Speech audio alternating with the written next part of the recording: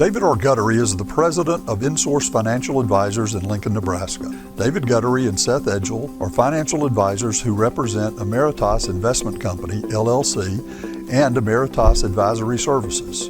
Please stay tuned through the end of this video for additional important disclosure information.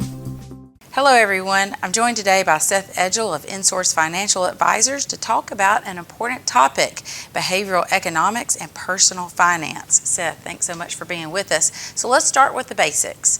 What is behavioral economics and how does it relate to personal finance? Thanks for having me. Behavioral economics is a fascinating field that blends psychology and economics. Essentially, it studies how people actually make financial decisions, not just how we think we should. While traditional economics assumes people are always rational and make decisions in their best interest, behavioral economics recognizes that emotions, cognitive biases, and mental shortcuts often lead us astray. When it comes to personal finance, these biases can have a big impact on things like spending, saving, and investing. Understanding these tendencies can help us make smarter decisions and avoid common pitfalls. Well, interesting. So what are some of the common behavioral biases people tend to have when it comes to their money? There are quite a few, but let me touch on some of the most common. One big one is loss aversion, which means people tend to fear losses more than they appreciate gains. Yes, one of the most well-known studies supporting the idea that humans are more likely to avoid pain than seek pleasure is the work of Daniel Kahneman and Amos Tversky, particularly in their prospect theory. In their seminal 1979 paper, Prospect Theory, an analysis of decision under risk, Kahneman and Tversky demonstrated that people tend to be loss averse. Their experiments showed that losses are psychologically more impactful than equivalent gains. For example, people would prefer avoiding a $100 loss rather than receiving a $100 gain, illustrating that the pain of loss is stronger than the pleasure of gaining. This concept has been widely validated in subsequent research across psychology and economics, confirming that humans generally weigh potential losses more heavily than potential gains when making decisions.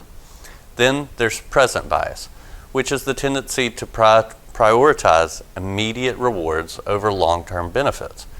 You see, when people overspend on things that give them instant gratification rather than saving for the future. It's why some people have trouble sticking to a budget or building an emergency fund. Then there's herd behavior, where people follow what others are doing. This happens a lot in investing. When the market is booming, people jump in because everyone else is. The same goes for when the market dips. People panic sell. But as we know, this kind of emotional decision making can be detrimental in the long run. I see. So how can people use the knowledge of these biases to make better financial decisions? Awareness is the first step. Once you know that these biases exist and that you're not immune to them, you can create strategies to combat them.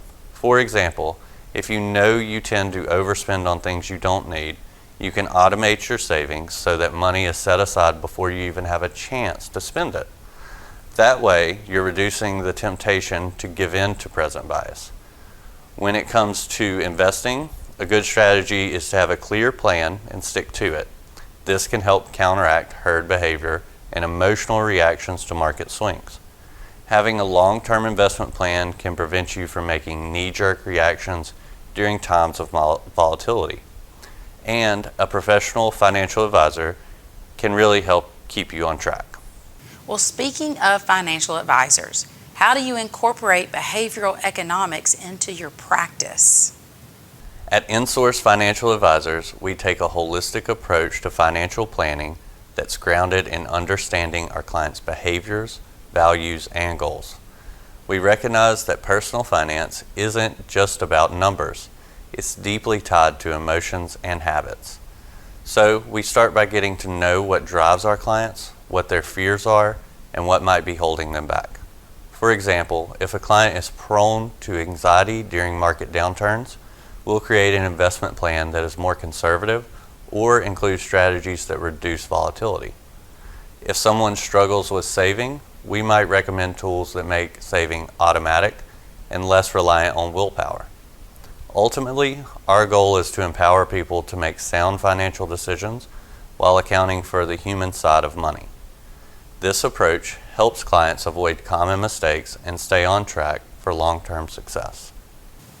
Well, that makes a lot of sense. So do you think technology like apps and financial tools can help with managing behavioral biases?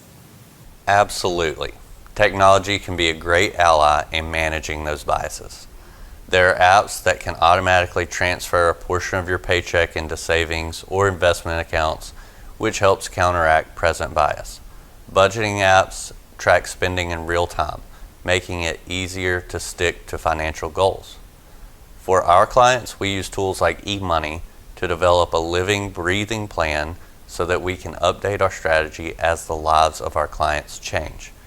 We use different assumptions to stress test the plan against potential challenges such as the loss of an income stream, bad performance in financial markets, or an increase in inflation, or a potential health event that results in the need for costly care. We use this technology to plan for spending goals, such as paying for a child's wedding or gifting your child a starter nest egg, for example. The key is finding the right balance between using technology and maintaining a personal touch. While apps are great, they can't replace the customized guidance that a financial advisor provides when it comes to navigating the emotional aspects of financial decisions. Well, it sounds like the behavioral aspect of finance is often underestimated. What's one piece of advice you'd give to someone just starting out on their financial journey? I'd say start with a clear understanding of why you're making financial decisions. It's easy to get caught up in the mechanics of budgeting or investing, but knowing the bigger purpose behind your goals, whether it's financial freedom, security for your family, or early retirement, can keep you motivated.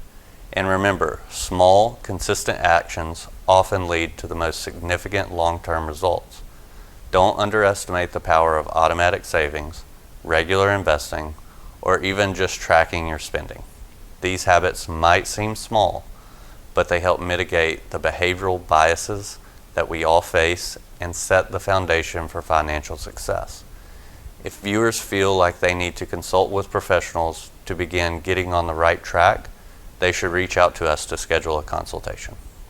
That's great advice, Seth. Thank you for shedding light on behavioral economics and how it plays such a big role in our financial lives. It's been a pleasure speaking with you today. And for additional information, Seth may be reached through the means listed upon the following screen. For inSOURCE Financial Advisors, I'm Brandon Dawkins. David Guttery and Seth Edgil independently offer securities and investment advisory services through Emeritus Investment Company, LLC, member FINRA, SIPC, and Emeritus Advisory Services. Information provided in today's segments is gathered from sources believed to be reliable. However, its accuracy cannot be guaranteed and should not be interpreted as tax or legal advice. Any performance stated is past performance and is not indicative of future results.